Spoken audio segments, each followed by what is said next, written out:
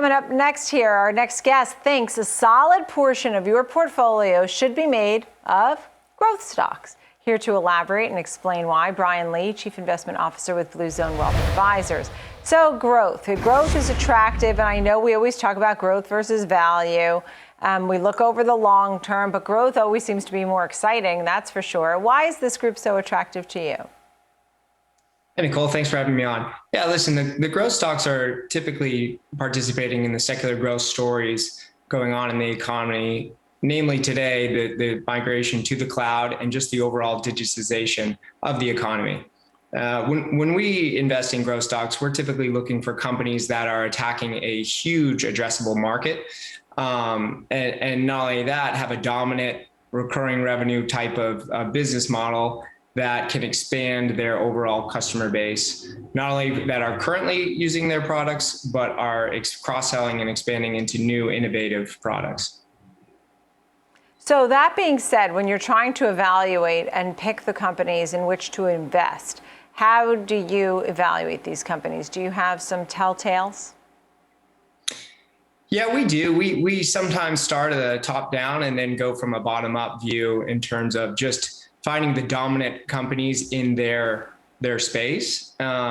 We also gravitate towards founder-led companies that typically believe that those founder-led companies have more incentive to continue to drive the share price up, and also are aligned with shareholders. Furthermore, we're trying to find those incredibly sticky business models that oftentimes are usage-based models.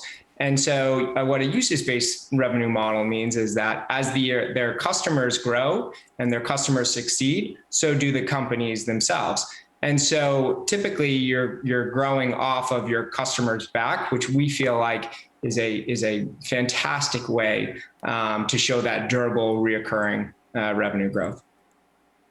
That being said, I know you have some names in which we should focus on. Now, first of all, you had Salesforce in there, did come out after the bell. It's up about 2.5% right now. You had Salesforce, Twilio, Okta. Those are some of the names we know. What is it about these names in this group that stand out to you as good investments for the long term?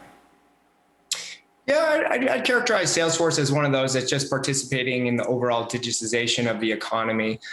We actually have been long-term shareholders and believe that the stock would be a lot higher if they hadn't done the Slack acquisition. With that being said, they have Mark Benioff and the rest of the management team have a phenomenal track record in integrating mergers and acquisitions into the overall Salesforce platform, particularly TWLO. So we'll be interested to see how the Slack acquisition and integration is going, and not only that, how it structurally changes the growth, and if it accelerates Salesforce growth into the foreseeable future. Right, and then you have a few others, Avalara and Trade Desk and Veeva Systems. Yeah, so out of those, maybe I'll touch upon Trade Desk is, we just think that digital advertising is a better use of dollars for overall advertisers, and the shift to programmatic, given the better data set and more targeted approach will always win over the traditional ad spend. Furthermore, their largest growth vertical is connected TV.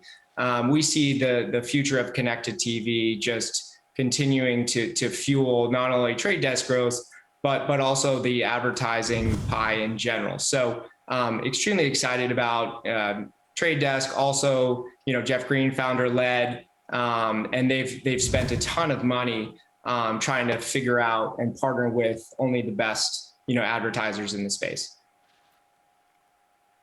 Right. Just a final thought. I know you had a few more here, Adyen and Elastic, just to name a few, but you could touch on those. But a final thought on the action and picking, because it's so important to have these investments, right, Bryan?